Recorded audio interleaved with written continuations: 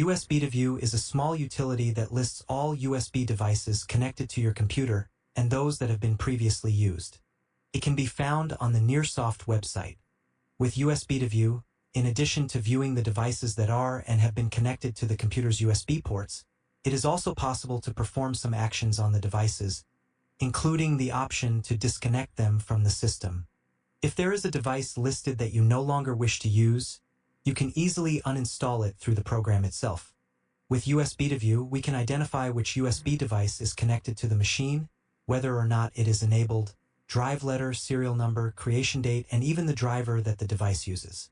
It is also possible to generate an HTML report of the results.